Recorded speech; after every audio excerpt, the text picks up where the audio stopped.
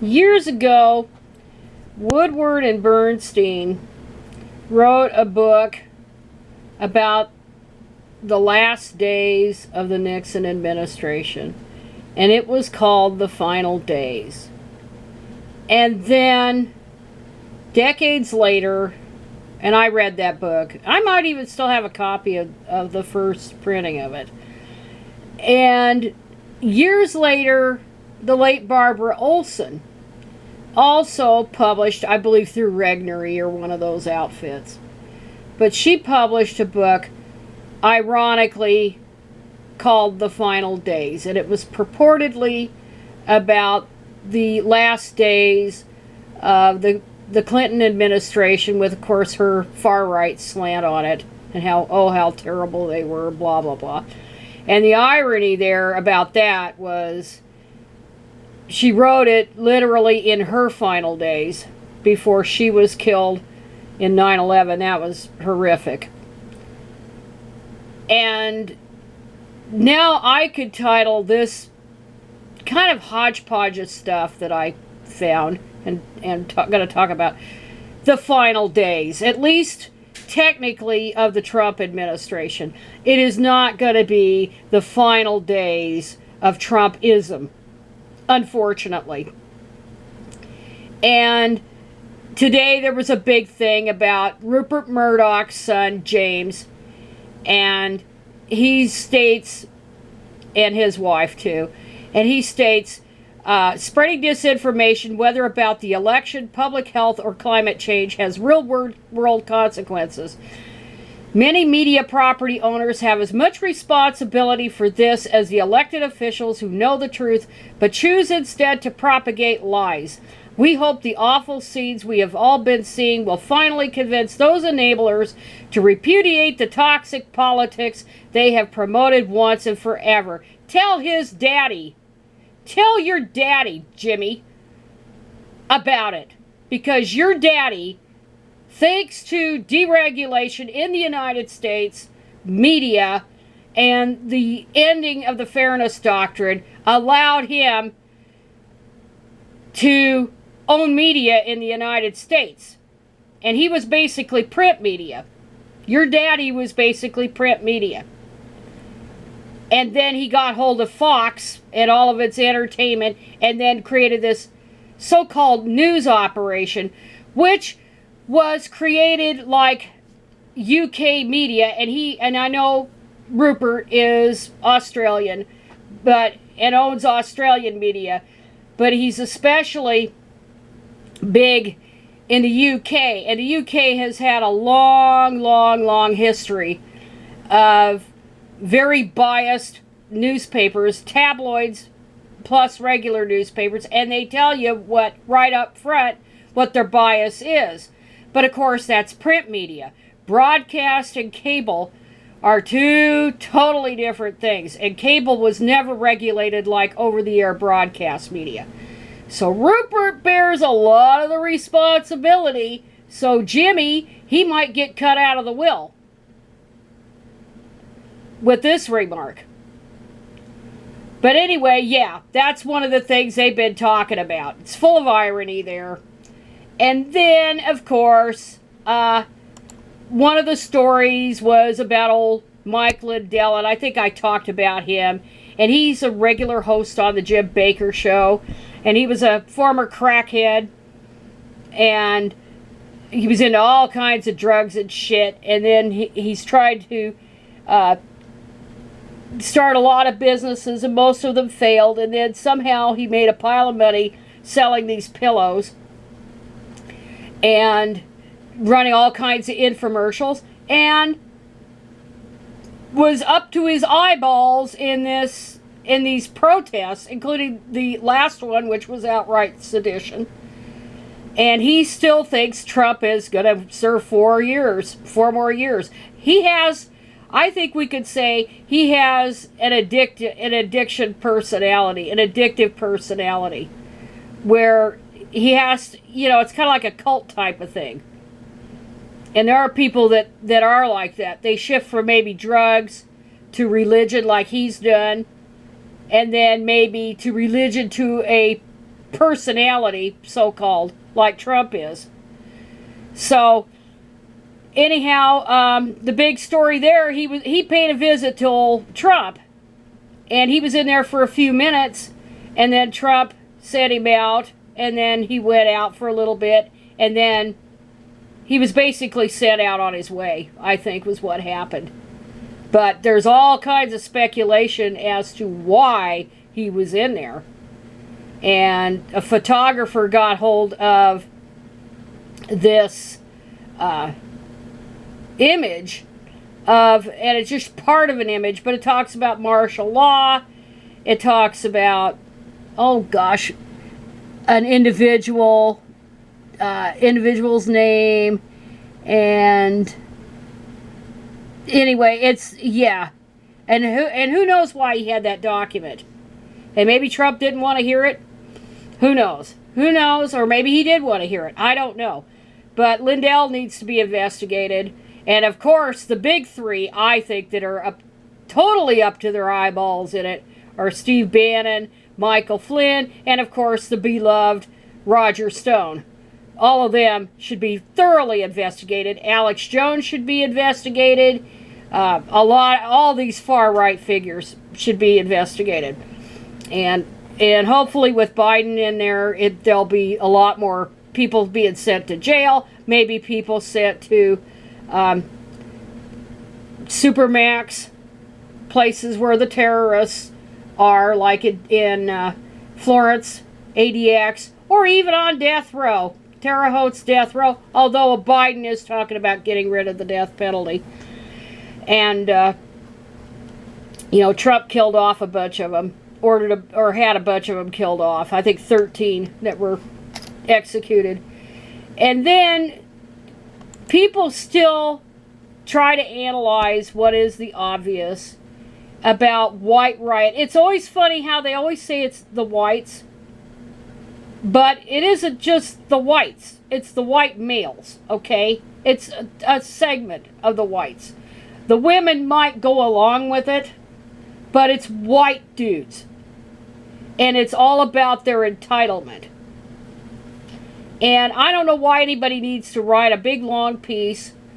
I mean, I'll put this link on here, but I've talked about it, about the poor white baby males, and how they're aggrieved, and and how other people are taking things away from them that was always handed to them, and they thought they were owed the best jobs, owed everything, because they were better. They're better. And the minorities, and especially the women, don't know their place. A woman, of course, is just an object. She's just a thing to screw and pop kids out. She's a role. That's all she is to these guys. And yes, that's what of course, this is what most of it is. It's white supremacy. It's white male supremacy. It's not women. Women are nothing. They might help a little bit in these riots and stuff. And you've got these idiots in Congress that I talked about a little bit, these women, and going on and on about QAnon and all that. But basically, it's all about the white dudes and and how much they're owed in this world. But the media, all this shit.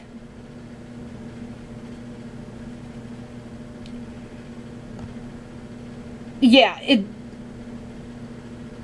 may sound trivial. This is kind of funny at first in light of what happened, but how important is the frustration of what pollsters call non-college white men not being able to compete with those higher up on the socioeconomic ladder because of educational disadvantage? How critical is declining value in marriage or mating markets? Does that really matter? Women don't want to put up with shit anymore from men.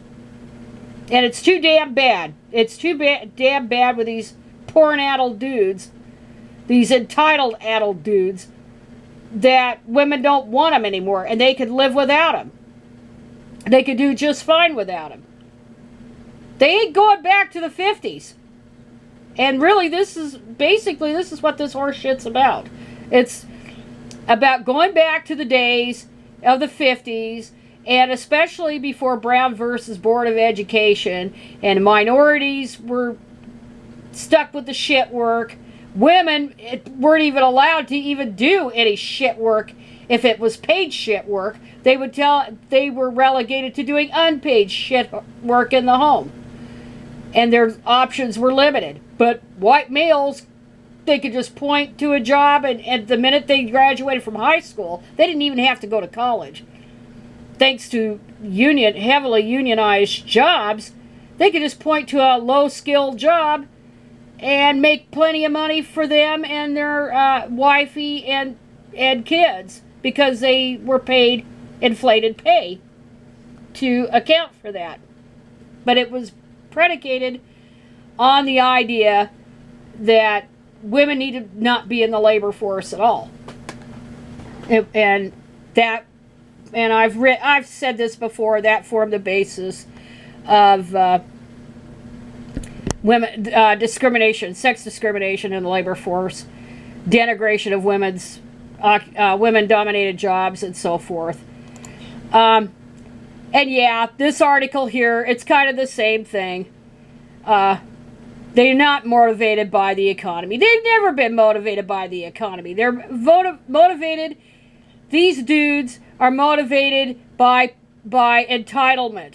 They're motivated by privilege, and they're afraid of losing a tiny bit of their privilege. And they go apeshit, and it's scary. Because these men are fucked up. And it's mostly men. Yeah, a few women. But there's mostly men that are fucked up in the head. And,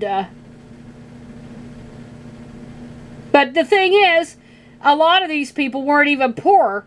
I mean, yeah, they weren't even really poor at all. They were mostly middle-class shit. Middle-class people. Because who could afford to drive to Washington, D.C. and do this right? Of course, they were all well-heeled. And they wanted to keep their privilege. Unmerited privilege. But they'll say they got it through merit, which there is no such thing. And what's laughable is they've always complained about affirmative action and stuff. You know, it's affirmative discrimination. But the funny thing is, if you want to piss these guys off, if you want to have your head on a platter, just mention, like I did, and this was about 30 years ago, when in a class I took, a sociology class that I took, or a history class, and these dudes were in there, and I bet you they were veterans. I bet at least one of them in there was a veteran. And they were bitching about affirmative action. Just bitching about it. And I said, and I did. I said, I'm crying crocodile tears for you. I just feel so sorry for you. But I don't hear you guys bitching about veterans' preference. And I'll tell you what, they almost got up out of their chairs and were going to come after me. But they knew I had their number, because veterans' preference is a form of affirmative action. And it came about mainly because of the Vietnam era, that so many people, mostly men, came back, and they just were treated like crap. They couldn't get jobs because the war was so controversial, and they were treated almost as pariahs. So part of the affirmative action was to help these veterans get at least some kind of help in the hiring process. And so it is a form of affirmative action. And it's because it mostly helps white dudes. Yes, there's lots of minorities and women these days that are in it. But back then, because it was mostly white males, that was okay. That was okay. And then these guys bitched. I remember one of them saying, well, they put their lives on the line, blah, blah, blah, and they deserve it. And I remember when we took a break, and there was some woman that came up to me, and she said, you really got under their skin, because they believe that there's such a thing as merit. And you pointed out there's really no such thing as merit. And of course, Of course, I was right about affirmative action, or about veterans' preference. So these bastards, they would be the first in line to say, well, they served our country, blah, blah, blah. Well, maybe not so much anymore, because now the National Guard, there's going to be like 21,000 National Guard at the inauguration, and maybe they really don't like the veterans. They sure as hell don't like the police, many of whom are veterans too. But yeah, I know I've wandered off, but this thing really is about men, mostly white men, losing their perceived their spot in the world of being on top, and they're so blinded by privilege they don't even see that they're privileged. That because you have a dick hanging between your legs and white skin, that you are the dominant class. Even if you're a minority in numbers, you're the dominant class. So anyway, that's kind of my ramble for today. But anyway, this is the final days of Donald Trump, and we'll see how that goes. It may just end in a whimper with him flying off to Mar-a-Lago, or it may end, hopefully, not with a bang.